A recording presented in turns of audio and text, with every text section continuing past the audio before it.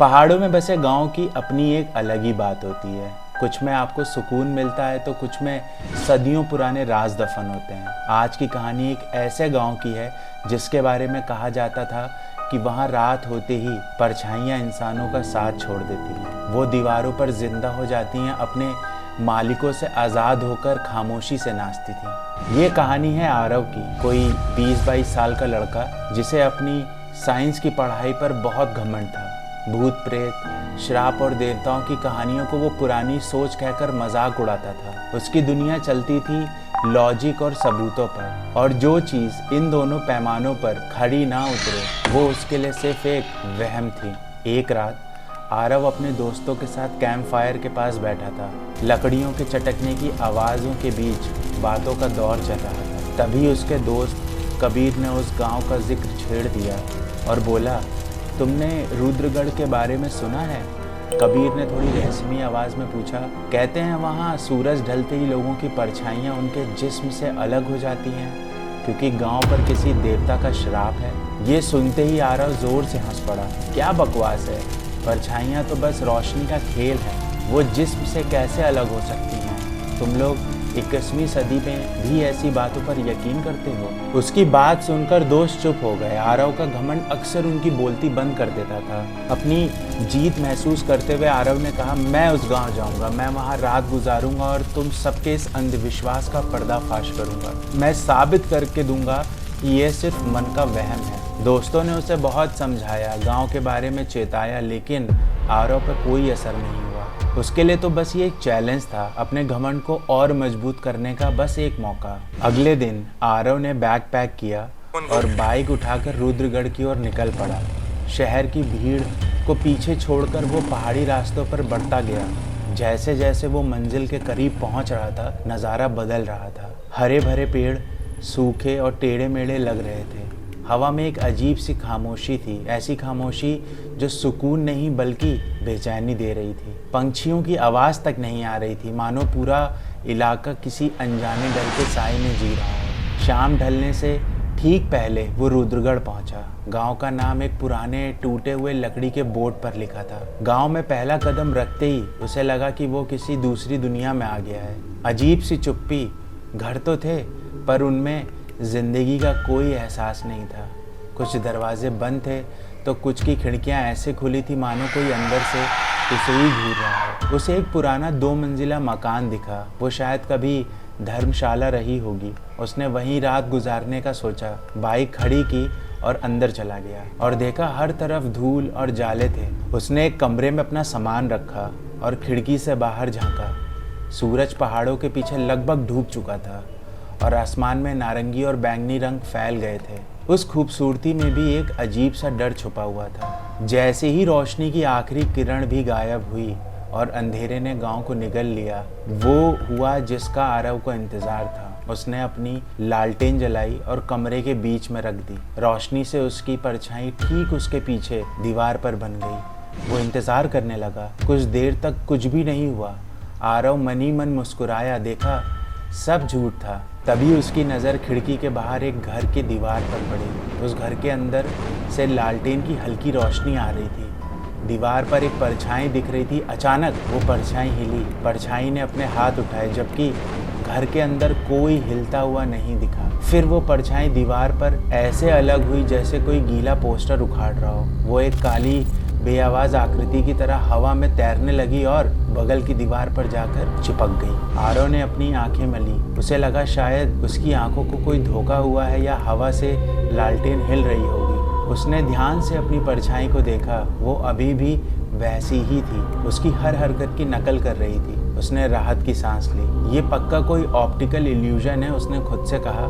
यहाँ की हवा में शायद कोई गैस है जो ऐसा दिखा रही है। वो खुद को यही तसल्ली देकर सोने की कोशिश करने लगा, लेकिन उस रात उसे नींद नहीं आई। बाहर की खामोशी में उसे लग रहा था जैसे हजारों परछाइयाँ दीवार पर चुपचाप रेंग रही। अगली सुबह सूरज निकला तो गांव फिर से सामान्य लगा, पर खामोशी वैसी ही थी। आरव ने फैसला किया कि वो गांव वालों से बात कर इस राज को जानेगा। उसे कुछ लोग अपने घरों के बाहर दिखे, लेकिन किसी के चेहरे पर कोई भाव नहीं था। वो जिसके भी पास जाता वो उसे देखकर या तो नजरें झुका लेता या अपने घरों में चला जाता। उनकी चुप्पी में डर साफ दिख रहा था। घूमते घूमते वो गांव के आखिर में बने एक पुराने शिव मंदिर पहुंचा। मंदिर के बाहर एक बुजुर्ग बाबा जप कर रहे थे। उनकी आंखों में एक अजीब सी गहराई थी। आरव उनके पास गया और बोला, बाबा मैं इस गांव के बारे में जानना चाहता हूँ। यहाँ रात को ये सब क्या होता है? बाबा ने धीरे से अपनी आंखें खोली।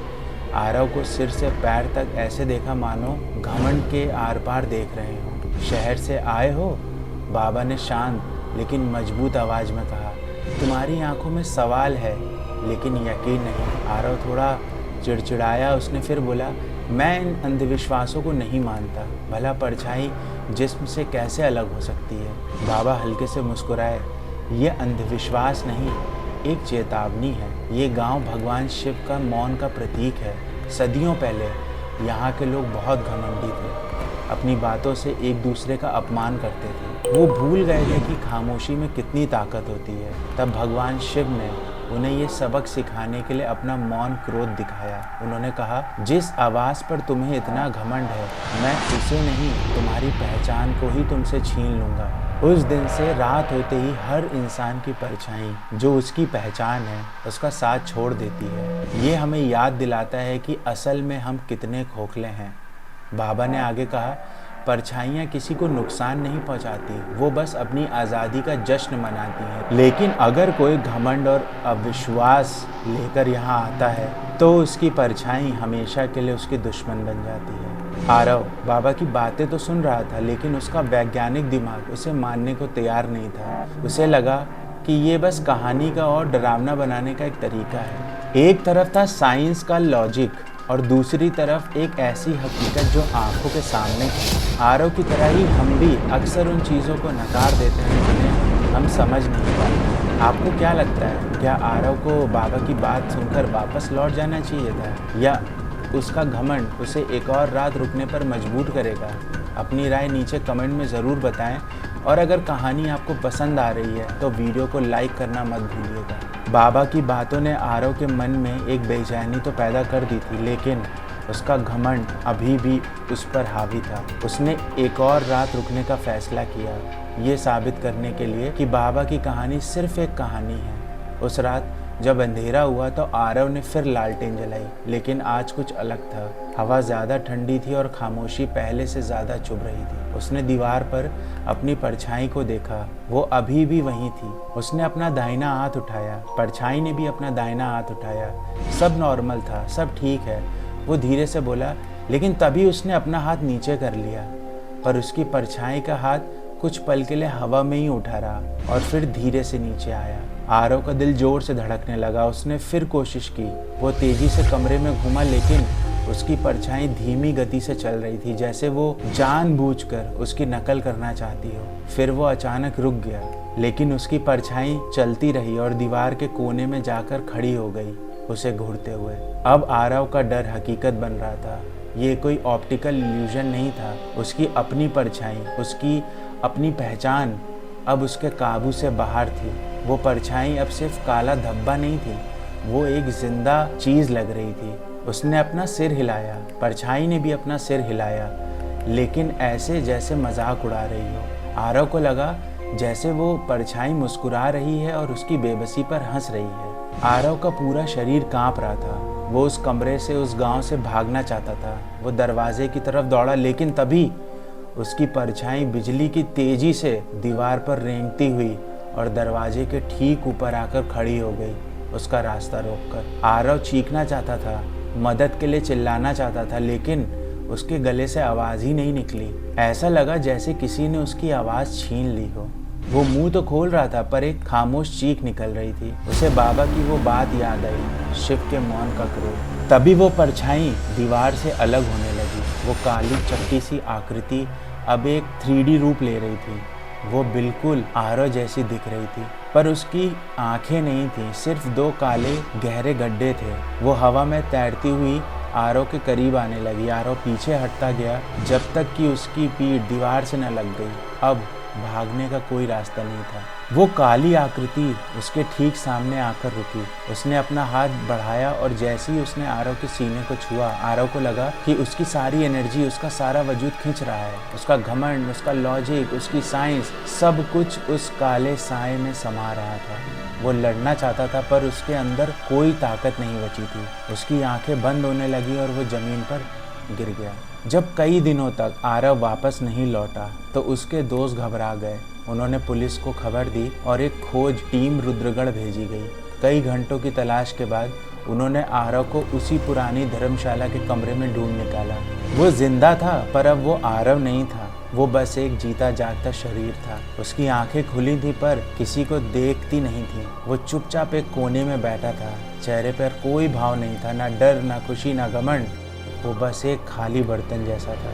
लेकिन सबसे अजीब और डरावनी बात ये थी कि कमरे में लालटेन जल रही थी। रोशनी हर तरफ थी लेकिन आरव की कोई परछाई नहीं बन रही थी। उसका शरीर रोशनी को तो रोक रहा था पर उसके पीछे दीवार बिल्कुल साफ थी। आरव को वापस शहर लाया गया लेकिन वो कभी ठीक नहीं हुआ। कहते हैं वो आज भी एक अस्पताल के कमरे में चुपचाप बैठा रहता है बिना किसी परछाई के। रुद्रगढ़ आज भी वैसा ही है, खामोश और रहस्यमयी। कहा जाता है कि आरव की परछाई आज भी उसी गांव की दीवार में घूमती है। उन परछाइयों के साथ वो अपनी पहचान खो चुकी हैं। ये कहानी एक चेतावनी है उन सब के लिए जो कुदरत और आस्था की सीमाओं को लांघने की कोशिश करते हैं। ये याद दिलाती है कि कुछ रहस्य ही रहें तो बेहतर है और खामोशी की ताकत शब्दों से कई ज़्यादा गहरी और ख़तरनाक हो सकती है। शायद इसीलिए बड़े बुजुर्ग कहते हैं कि उस गांव में सूरज ढलने के बाद कोई नहीं जाता। अगर आप ऐसी रहस्यमयी और अनसुनी कहानियों में दिलचस्प रखते हैं तो हमारे चैनल को सब्सक्राइब करना ना भूलें।